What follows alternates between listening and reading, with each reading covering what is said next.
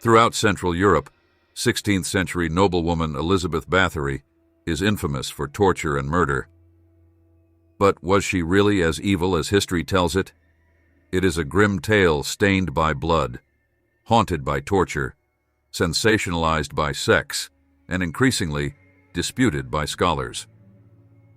Depending on the account, Hungarian Countess Elizabeth Báthory, 1560 to 1614, was either a murderous maniac or a pawn incriminated by family and foes keen to seize her holdings. Bathory is often proclaimed the most prolific female serial killer of all time, accused of slaying more than 600 young women inside her lavish castles. According to legend, she believed bathing in their virginal blood would grant her eternal youth. Instead, it assured she lived long in infamy. Bathory's alleged sadism has inspired films, plays, operas, television shows, even video games.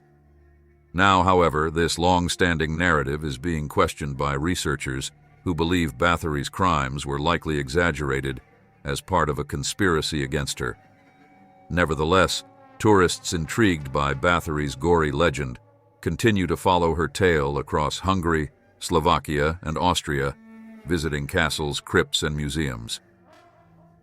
Visitors to the Hungarian town of Nyírbátor, about 170 miles east of Hungary's capital Budapest, can stare the Countess in the eye at the Bathory Castle and Wax Museum, which displays wax effigies of Bathory and her relatives. The museum occupies the renovated castle where, in 1560, she was born into a wealthy dynasty that controlled Transylvania, now a region of Romania. But Bathory's privileged upbringing was tainted by violence and health problems, according to Aleksandra Bartosiewicz of Poland's University of Łódź, who in 2018 published a research paper on the Countess.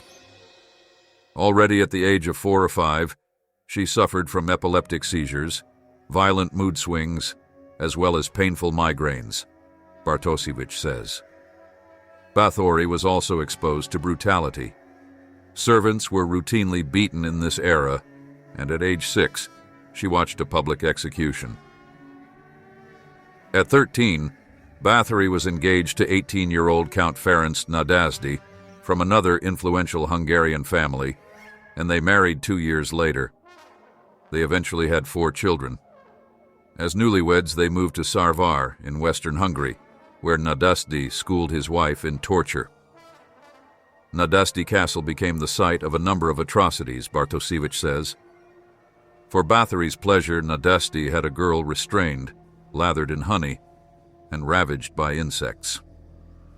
He gifted the Countess gloves spiked by claws, with which to thrash her servants for their mistakes.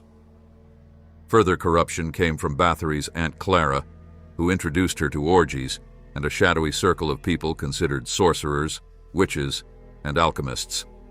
Bathory's violence peaked within another grand fortress. The crumbled remains of Čachtich Castle are now an eerie tourist attraction, looming above the town of Čachtice in western Slovakia, 50 miles northeast of the capital, Bratislava. Visitors can roam this lofty site from which startling rumors tumbled down the hillside in the early 1600s. Bathory moved to Čachtich in 1604 after her husband died.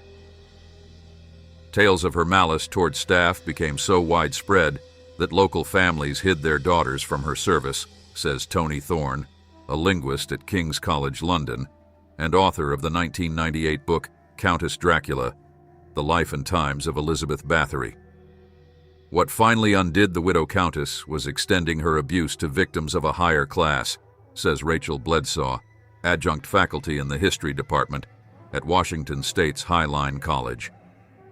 Killing serfs and servants, who indeed had fewer rights, was gauche, but not really illegal for a noble, says Bledsaw, who wrote a thesis on Bathory. Killing your fellow nobles, even ones of lower rank, was a far more serious problem, and not one that could be ignored. Finally, in 1610, an investigation began into dozens of suspicious deaths and disappearances in Čachtice, launched by Matthias II, King of Hungary.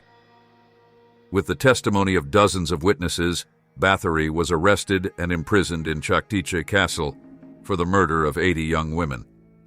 Bledsaw says, some witnesses estimated her body count at more than 600, yet the countess was never convicted, and her husband could not be prosecuted from his grave. Instead, 4 of Bathory's servants were convicted of violence against young women in her castles. The countess, meanwhile, remained locked in her spacious jail until she died in 1614, at the age of 54. This castle continued to be occupied by nobility for almost a century after.